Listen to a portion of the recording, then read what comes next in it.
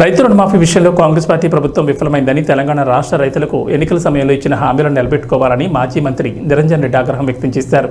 రైతాంగానికి ఎంత చేసినా తక్కువేనని, 2 లక్షల రుణమాఫీ పొందిన రైతుల జాబితా రాష్ట్ర సర్కార్ వెంటనే విడుదల చేయాలని, ప్రభుత్వం ఏర్పడి 7 నెలలవుతున్నా అభివృద్ధి పేరుతో కుంటి సాకులు చెప్తోందని, బీఆర్ఎస్ ప్రభుత్వం ఉన్నప్పుడు 13 దఫాలుగా 22,817 కోట్ల రూపాయలతో రైతు బంధును అమలు చేసిన ఘనత కేసీఆర్కు మాత్రమే దక్కిందని, కేసీఆర్ కంటే ఎక్కువ చేస్తామని చెప్పిన మాటలు ఏమయ్యాయని రాష్ట్ర ప్రభుత్వాన్ని ప్రశ్నించారు.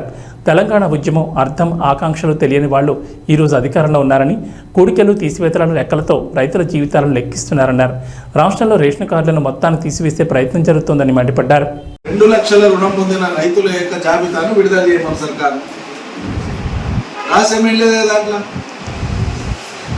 అప్పు తీసుకున్న రైతు పేరు ఎట్లా ఉంటుంది, బ్యాంకు వాళ్ళు ఇంటికి వచ్చి ఎట్లా డబ్బు డబ్బుతే నోటీస్ ఇస్తారు, ఇంటికి వచ్చి కలిసేపోతుంది. దాంట్లో రహస్యం ఏముందండి? అప్పు తీసుకున్న రైతు అప్పు తీసుకునే సంగతి దాచిపెడతాడా, బ్యాంకు వాళ్ళు దాచిపెడతారా?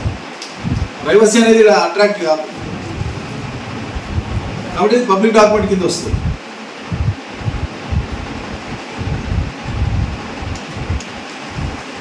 కాబట్టి ఈ రుణమాఫీని ఈ రాష్ట్రంలో ఎంతమంది రైతులు రుణమాఫీకి అర్హులు ఉన్నారో ముందు ప్రకటించాలి. అందులో 2 లక్షల రూపాయలు తీసుకున్నటువంటి రైతులు ఎంతమంది, వాళ్ళ వ్యవసాయ భూమి ఎంత, ఈ వివరాలను ఈ గణాంకాలను రాష్ట్ర ప్రభుత్వం ప్రకటించాలని డిమాండ్ చేస్తుంది. కుంటి సాగులు మాని భరోసా ఇవ్వకపోయినా కనీసం పాత రైతు బంధు అన్న జూన్ నెల అయిపోతుంది కదా, జూన్ 30 అయిపోయాయి. జూన్ 30 లోపల ఇదివరకే ఇవ్వాల్సినటువంటి మీ సర్కారు వచ్చినాక ఇవ్వాల్సిన 3వ విడత రైతు బంధు ఇవ్వలే. మీరు విఫలమైనారు. ఈ సర్కారు విఫలమైంది ఘోరంగా.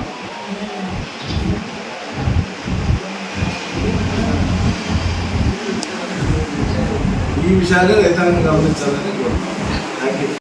కేసీఆర్ 11 సార్లు అమలు చేసినటువంటి 72,815 కోట్ల రూపాయల రుణమాఫీ విజయవంతంగా ఇచ్చినటువంటి ఆ పథకాన్ని అమలు చేయకుండా కేసీఆర్ కంటే నేను ఎక్కువ ఇస్తానని మాట్లాడాను. అందరికీ తెలుసు. ఎక్కువ ఇచ్చే దేవుడు కేసీఆర్ ఇచ్చినట్లు 10,000 ఎందుకు ఇస్తలేవు? కాంగ్రెస్ సర్కార్ ఎక్కినాక 2 విడతల రైతు బంధు అరకొరగా ఇచ్చింది. ఊరించి ఇచ్చారు, సరసగా ఇచ్చారు.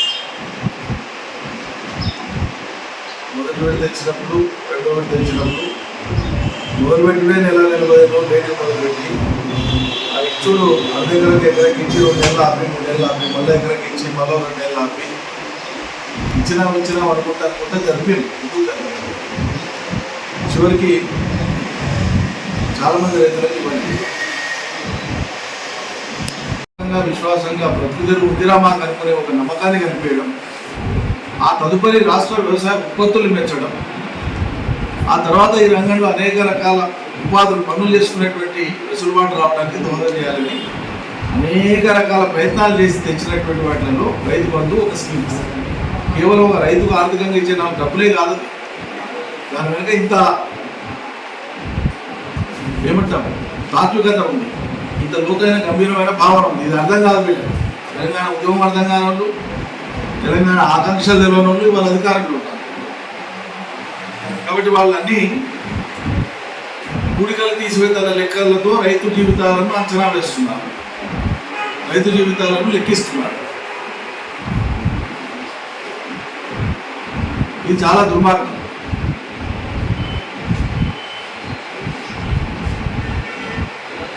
రైతాంగానికి మనం ఎంత చేసినా తక్కువనే, ఇంతకు ఇంకా 4 రెట్లు చేసినా తక్కువనే. ఎందుకంటే ఏ రైతు కూడా, ఎంత భూమి ఉన్న రైతైనా, ఎంత పంట పండించిన రైతైనా తన కుటుంబ అవసరాలకు వినా మిగతాదంతా ఆయన మార్కెట్కు లోకానికి అన్నం పెట్టేటోడే కదా. వచ్చినట్లు ఏ పంట పండినా, పుట్టు పండినా ఆయన అమ్మవాళ్ళు ఎంత తింటారండి, పిల్లలు ఎంత తింటారండి, లోకానికి అన్నం పెట్టేటోడు కదా.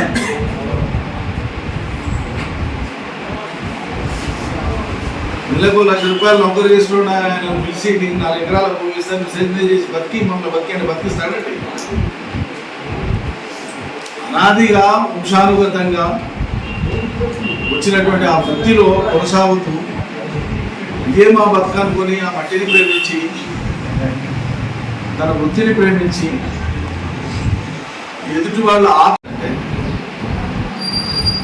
నేను మాట అంటున్నా, సిగ్గు శరం లేకుండా మాట్లాడుతున్నారు సర్కార్ పెద్దలతో. రైతులకు ఇచ్చేటువంటి కాడ ఉదాత్తంగా ఉండాలి, ఉదారంగా ఉండాలి. ఈ దేశంలో లక్షల కోట్ల రూపాయలు కార్పొరేట్లు ఎగ్గొట్టిన కాడ ఎవడు దాన్ని పట్టుకునే ప్రయత్నం చేయడు, రంధ్రాన్వేషణ చేయడు. రైతుకి ఇచ్చే కాడనే వచ్చింది అలాంటి 1,00,000 మంది రైతులకు ఇచ్చే కాడ 5 మందికో 10 మందికో నిజంగానే ఒకవేళ పొరపాటుగా పోయింటే సర్దిద్దండి. దాన్ని ఎవరొద్దు అనుకుంది. కొద్ది మందికి అనర్హులకు ఎక్కడన్నా ముట్టిందని మీరు అనుకుంటే, ముట్టలేదని మేము అంటున్నాం, ఒకవేళ మీరు అనుకుంటే అవి సర్దిద్దండి. దానికోసం లక్షలాది మంది రైతుల కడుపు ఎందుకు కొడతారు? ఏం హక్కు ఉంది మీకు? అంటే ఆ పేరు చెప్పి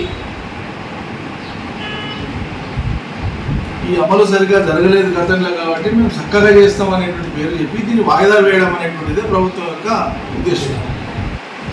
దాంట్లో పెద్ద ప్రభుత్వం యొక్క ఉద్దేశం అర్థం కానీ ఇట్ల పదార్థం లేదా పెద్ద మేధావుల గొప్ప కొత్త కనుగొనే ఏం లేదు. ప్రజల్ని వంచడానికి చేసేటువంటి కాలయాపనం. చాలాసార్లు చెప్పిన ఇటీవల కాలంలో స్టేట్లో మీడియా పెట్టి కూడా చెప్పినాను, రెస్పెక్ట్ ఈరోజు వ్యవసాయ రికార్డ్ అంతా కూడా, రెవెన్యూ రికార్డ్ అంతా కూడా పగడబందీగా నిక్షిప్తమైంది. కార్యాలయాలు అటు రెవెన్యూ కార్యాలయాలు కానీ ఇటు వ్యవసాయ కార్యాలయాలు కానీ ఏ గ్రామంలో ఎన్ని పట్టదారు పాస్ పుస్తకాలు ఉన్నాయి, ఎంతమంది రైతులు ఉన్నారు, ఎవరి భూమి ఎంత అనేది రికార్డు ఉంది. ఒక కంప్యూటర్ బటన్తోనే మొత్తం తెలుస్తుంది. వ్యవసాయ అధికారులకు కలెక్టర్లకు ఆదేశాలు ఇచ్చి అయ్యా ఇప్పుడు మేము ఇవ్వదలుచుకున్నాం రైతు బంధు, ఇప్పుడు అర్హుల జాబితా అనర్హుల జాబితా ఉంటే మీరు చెప్పండి అంటే గడసేపటి చెప్పిన